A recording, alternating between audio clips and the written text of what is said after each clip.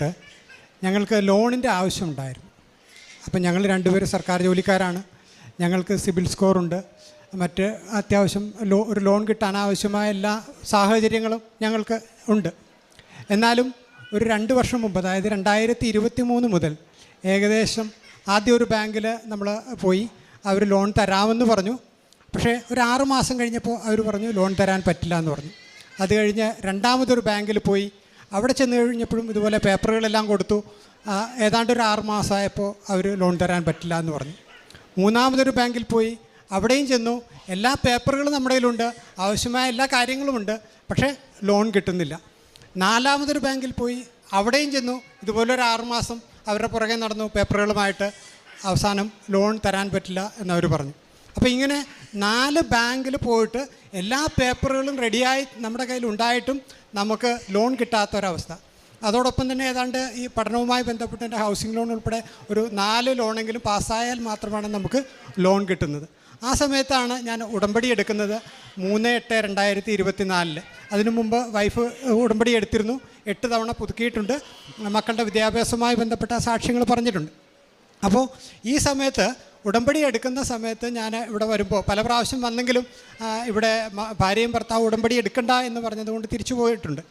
എന്നാൽ ഈ 3/8 വന്നപ്പോൾ കൃത്യമായിട്ട് എനിക്ക് ഉടമ്പടി എടുക്കാൻ സാധിച്ചു. ഞാൻ വിശ്വസിക്കുന്നത് മാതാവ് ഉടമ്പടി എടുക്കാനായിട്ട് ഉദ്ദേശിച്ച സമയം അതാണെന്നാണ് ഞാൻ വിചാരിക്കുന്നത്. അപ്പോൾ അന്ന് ഉടമ്പടി എടുത്തതിന് ശേഷം പിന്നീട് ഒരു ദിവസം വന്ന് അച്ഛനെ കണ്ടു പ്രാർത്ഥിപ്പിച്ചു. അച്ഛനോട് പ്രാർത്ഥിപ്പിച്ചു കഴിഞ്ഞപ്പോഴത്തേക്ക് അച്ഛൻ പ്രത്യേകിച്ചൊന്നും പറഞ്ഞില്ല. ആ സമയത്ത് എനിക്കൊരു സംശയമുണ്ടായി, അച്ഛനൊന്നും പറയാത്തത് എൻ്റെ ഉടമ്പടിയുടെ എന്തെങ്കിലും കുഴപ്പമാണോ എന്ന്. പക്ഷേ പിന്നീട് ഒരു 3-4 ആഴ്ച കഴിഞ്ഞപ്പോൾ അച്ഛൻ്റെ ചൊവ്വാഴ്ചത്തെ ഉടമ്പടി ധ്യാനത്തിൽ അച്ഛൻ പറയുണ്ടായി, ഞാൻ ഓരോരുത്തർക്കും വേണ്ടി പ്രാർത്ഥിക്കുമ്പോൾ നിങ്ങളെക്കുറിച്ച് ഒന്നും പറഞ്ഞില്ല എന്നുണ്ടെങ്കിൽ അതിൻ്റെ അർത്ഥം നിങ്ങളുടെ ഉടമ്പടി കുഴപ്പമില്ലാത്തതാണെന്നും അതിൻ്റെ യഥാസമയം അത് നടന്നോളൂ എന്നാണ്. അപ്പോൾ എനിക്കൊരു ആശ്വാസമായി. ഏതാണ്ട് ഒരു 2 മാസം കൂടെ കഴിഞ്ഞപ്പോഴത്തേക്ക് ലോണിൻ്റെ എല്ലാ പേപ്പറുകളും റെഡിയായി കൃത്യമായി എനിക്ക് ലോൺ കിട്ടി. അപ്പോൾ എനിക്കുണ്ടായ ബോധ്യം, അച്ഛൻ എപ്പോഴും പറയാറുണ്ട്, not on by merit but on your grace എന്ന്. യഥാർത്ഥത്തിൽ എല്ലാ മെറിറ്റും എൻ്റെ കയ്യിലുണ്ട്. സിബിൽ സ്കോറുണ്ട്, ഞങ്ങൾക്ക് ജോലിയുണ്ട്, അടയ്ക്കാനുള്ള കഴിവുണ്ട്, മറ്റെല്ലാ സാഹചര്യങ്ങളുമുണ്ട്. പക്ഷേ ലോൺ കിട്ടുന്നില്ല. അപ്പോൾ ഞാൻ യഥാർത്ഥത്തിൽ ആശ്രയിച്ചിരുന്നത് ഈ എൻ്റെ മെറിറ്റിലായിരുന്നു. അപ്പോൾ യഥാർത്ഥത്തിൽ മെറിറ്റ് ഉണ്ടെങ്കിലും മെറിറ്റിൽ ആശ്രയിക്കാതെ അമ്മയിൽ ആശ്രയിച്ചപ്പോഴാണ് എനിക്ക് ലോൺ കിട്ടിയത്. അത് എൻ്റെ ചിന്താഗതിയെ, എൻ്റെ ബോധ്യങ്ങളെ മാറ്റിമറിക്കുന്നതായിരുന്നു.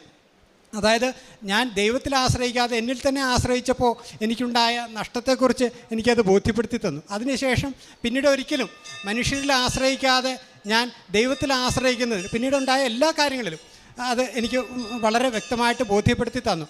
ഉടമ്പടി എടുത്തതിന് ശേഷം ഉണ്ടായ എൻ്റെ ജീവിതത്തിലൊരു മാറ്റമെന്ന് പറയുന്നത്, ഞാൻ ചെറിയ കാര്യങ്ങൾക്ക് പോലും അസ്വസ്ഥതപ്പെടുകയും രാത്രിയിൽ ഉറങ്ങാതെ എഴുന്നേറ്റിരിക്കുകയൊക്കെ ചെയ്യുമായിരുന്നു. ഉടമ്പടി എടുത്തതിന് ശേഷം ഞാൻ എല്ലാ കാര്യങ്ങളും, ആത്മീയമായാലും ഭൗതികമായാലും എല്ലാ കാര്യങ്ങളും പരിശുദ്ധ അമ്മയെ ഏൽപ്പിക്കും. അങ്ങനെ ഏൽപ്പിക്കുമ്പോൾ ഞാനിപ്പോൾ സുഖമായിട്ട് കിടന്നുറങ്ങാറുണ്ട്. എത്ര വലിയ പ്രശ്നമായാലും. പലപ്പോഴും എനിക്ക് മുമ്പ് തോന്നിയിരുന്നത് ഞാൻ തീച്ചൂളയിൽ കൂടെ നടന്നു പോകുന്ന അനുഭവമാണ് ഉണ്ടായത്. പക്ഷേ ഉടമ്പടി എടുത്തതിന് ശേഷം പ്രശ്നങ്ങൾക്ക് മാറ്റമൊന്നുമില്ല. അതേപോലെ തന്നെ ഇതുപോലെ ഓരോ ദിവസവും വലിയ നഷ്ടങ്ങളുണ്ടാകുന്ന, വലിയ പ്രതിസന്ധികളുണ്ടാക്കാവുന്ന പ്രശ്നങ്ങൾ എൻ്റെ മുമ്പിലുണ്ട്. പക്ഷേ അതൊന്നും ഇപ്പോൾ എന്നെ ബാധിക്കുന്നില്ല. ഞാൻ പരിശുദ്ധ അമ്മയുടെ കൂടെ വളരെ കൂളായിട്ട് ഒരു പുൽത്തകടിയിൽ കൂടെ നടന്നു പോകുന്ന ഒരനുഭവം. എൻ്റെ രണ്ടാമത്തെ സാക്ഷ്യം എന്ന് പറയുന്നത് എൻ്റെ ആത്മീയ പ്രതിസന്ധിയാണ്. ഏതാണ്ടൊരു 15 വർഷത്തോളം ഞാൻ സ്ഥിരമായിട്ട് വിശുദ്ധ കുർബാനയിൽ പങ്കെടുക്കുമായിരുന്നു. എനിക്കത് വലിയൊരു തീക്ഷ്ണതയോടുകൂടി ഞാൻ ചെയ്തിരുന്നൊരു കാര്യമാണ്. എത്ര ദൂരം യാത്ര ചെയ്ത് വേണമെങ്കിലും അല്ലെങ്കിൽ എത്ര എഫർട്ട് എടുത്ത് വേണമെങ്കിലും ഞാൻ വിശുദ്ധ കുർബാനയ്ക്ക് പോകുമായിരുന്നു. എത്ര ദൂരെ പോയാലും അത് കണ്ടിട്ടേ ഞാൻ അന്നത്തെ ദിവസം പൂർത്തിയാക്കുള്ളായിരുന്നു. പക്ഷേ ഈ ഉടമ്പടി എടുക്കുന്നതിനൊരു 3 മാസക്കാലം മുന്നേ വരെ വന്നു കഴിഞ്ഞപ്പോൾ ഞാൻ എല്ലാ ദിവസവും കുർബാന കണ്ടിരുന്ന എനിക്ക് ആഴ്ചയിൽ ഞായറാഴ്ച കഴിഞ്ഞാൽ പിന്നെ ഒരു 2 ദിവസമൊക്കെ മാത്രം കുർബാന കിട്ടുന്ന അവസ്ഥയിലേക്ക് എത്തി. പലപ്പോഴും നമ്മൾ എഫർട്ട് എടുത്തൊരു പള്ളിയിൽ കുർബാനയ്ക്കായിട്ട് ചെല്ലുമ്പോൾ അവിടെ അന്ന് എന്തെങ്കിലും കാരണത്താൽ ചിലപ്പോൾ കുർബാന ഉണ്ടാവില്ല. അപ്പോൾ അതൊരു ആത്മീയ പ്രതിസന്ധിയായിട്ട് ഞാൻ ഈ കഴിഞ്ഞ 15 വർഷം അല്ലെങ്കിൽ 20 വർഷം കൊണ്ട് ആത്മീയ തലത്തിലുണ്ടായൊരു വളർച്ചയിൽ എന്നെ പിന്നോട്ടടിക്കുന്നത് പോലെ എനിക്ക് തോന്നി. അപ്പോൾ അത് വളരെ ബുദ്ധിമുട്ടായ ഒരവസ്ഥയിൽ ഞാൻ ഉടമ്പടി എടുക്കുന്നത്. ഉടമ്പടി എടുത്തപ്പോൾ ഞാൻ എൻ്റെ ഈ കുർബാനയുടെ പ്രതിസന്ധി അല്ലെങ്കിൽ എൻ്റെ ആത്മീയതയിലുള്ള പ്രതിസന്ധി മുഴുവൻ ഞാൻ അമ്മയെ ഏൽപ്പിച്ചു. എൻ്റെ 2 ഉടമ്പടി പുതുക്കലിലും ഒന്നാമത്തെ എൻ്റെ നിയോഗമെന്ന് പറയുന്നത് പരിശുദ്ധാത്മാവിൻ്റെ നിയോഗമായിരുന്നു. 6ാമത്തെ നിയോഗം പരിശുദ്ധ അമ്മയുടെ നിയോഗമായിരുന്നു.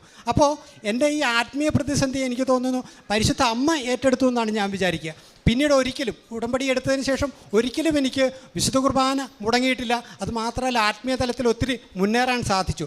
അതുപോലെ തന്നെ ഞാൻ ബാങ്ക് ലോണിൻ്റെ കാര്യത്തിന് പോയപ്പോൾ ഓരോ തവണ പോകുമ്പോഴും നമ്മൾ ഉടമ്പടി ഉപ്പ് ബാങ്കിൽ കൊണ്ടുപോയിട്ട് അവിടെ ഇട്ടിട്ട് വിശ്വാസ പ്രമാണം ചൊല്ലിക്കൊണ്ടിരിക്കും. ചിലപ്പോഴൊക്കെ നമുക്ക് അവർ ചോദിക്കുന്ന ചില ചോദ്യങ്ങൾക്ക് ഉത്തരം പറയാൻ സാധിക്കില്ല. അപ്പോൾ ഞാൻ ഉടനെ അമ്മയോട് പ്രാർത്ഥിക്കും, അമ്മ ഇതിനുള്ള ഉത്തരം അമ്മ തന്നെ കൊടുക്കണമെന്ന് ഞാൻ പ്രാർത്ഥിക്കാറുണ്ടായിരുന്നു. അപ്പോൾ അങ്ങനെ പല ചോദ്യങ്ങൾക്കും ഉത്തരമില്ലാത്ത, അത് ഈ ലോണിൻ്റെ കാര്യത്തിൽ മാത്രമല്ല, പല സ്ഥലങ്ങളിൽ നമ്മൾ ചെല്ലുമ്പോൾ നമുക്ക് ചിലപ്പോൾ ഭൗതികമായിട്ട് നമുക്ക് ഉത്തരം കൊടുക്കാൻ സാധിക്കാത്തവർ, അങ്ങനെ ഉത്തരം കൊടുക്കാൻ സാധിക്കാത്ത അവസ്ഥയിൽ ഞാൻ മിണ്ടാതിരിക്കുമ്പോൾ ഞാൻ അമ്മയോട് പ്രാർത്ഥിക്കും, അമ്മ തന്നെ ഈ കാര്യത്തിനൊരു ഉത്തരം അവർക്ക് കൊടുക്കണമെന്ന്. കുറച്ച് കഴിയുമ്പോൾ അവർ ആ വിഷയം വിട്ടിട്ട് പുതിയൊരു വിഷയത്തിലേക്ക് പോകാറുണ്ട്. അപ്പോൾ അങ്ങനെ എൻ്റെ ആത്മീയ ജീവിതത്തിലുണ്ടായ ഒരു മാറ്റവും വളരെ വലുതാണ്. പരിശുദ്ധ അമ്മയുടെ കൈപിടിച്ചുകൊണ്ടാണ് ഞാനിന്ന് ആത്മീയ തലത്തിൽ മുന്നേറുന്നത്.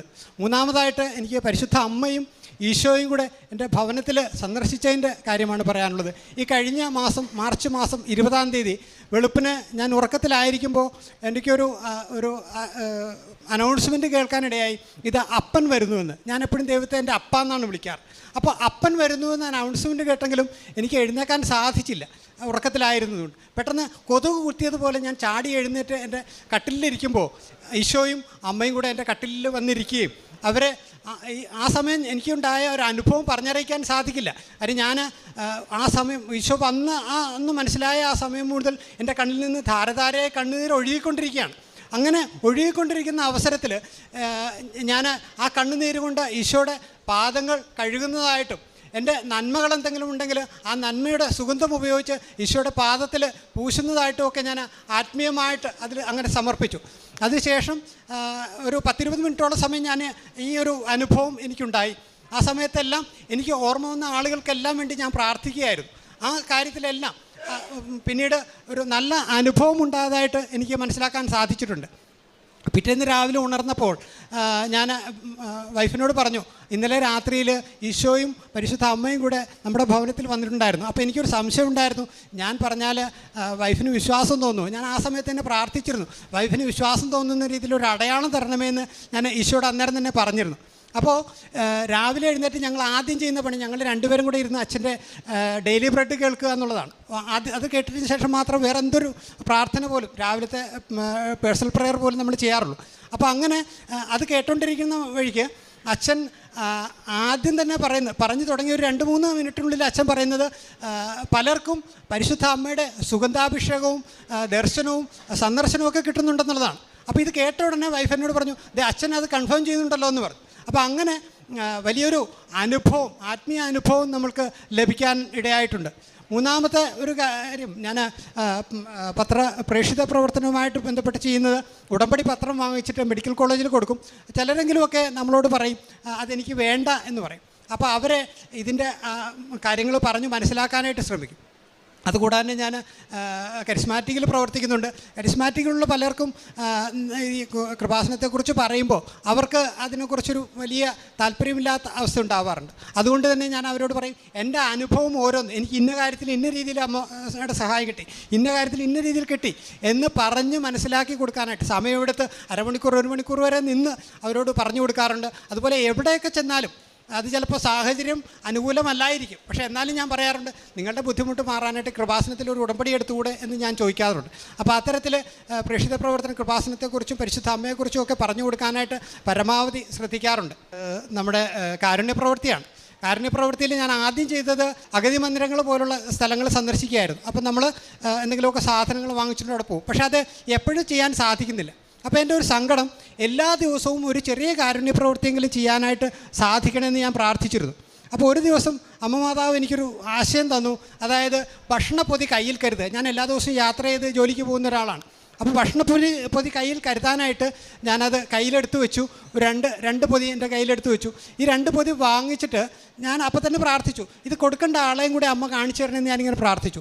അമ്മ മാതാവ് അപ്പം തന്നെ ഒരു 50 മീറ്റർ പോയില്ല ഒരാളെ എനിക്ക് കാണിച്ചു തന്നു. പക്ഷേ ഞാനപ്പം ആലോചിച്ച് നോക്കുമ്പോൾ ഈ മനുഷ്യൻ എല്ലാ ദിവസവും അവിടെ ഉള്ള ആളാണ്, പക്ഷേ അതുവരെ ഞാൻ ഈ ആളെ കണ്ടിട്ടില്ല.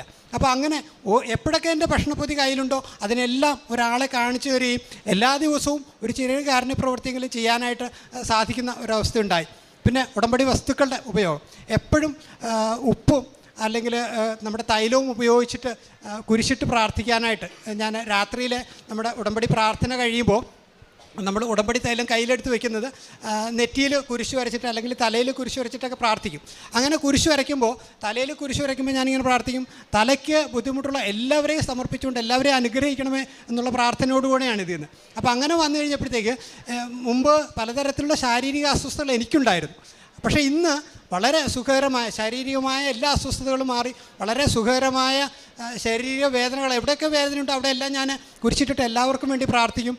അത്തരത്തിൽ എനിക്ക് ശാരീരിക അസ്വസ്ഥത മറ്റുള്ളവർക്ക് വേണ്ടി പ്രാർത്ഥിക്കുമ്പോൾ എനിക്ക് ശാരീരിക അസ്വസ്ഥത മാറിക്കിട്ടുന്ന ഒരനുഭവം ഉണ്ടായിട്ടുണ്ട്. പരിശുദ്ധ കൃപാസന മാതാവിനും ഈശോയ്ക്കും സ്നേഹം നിറഞ്ഞ നന്ദി.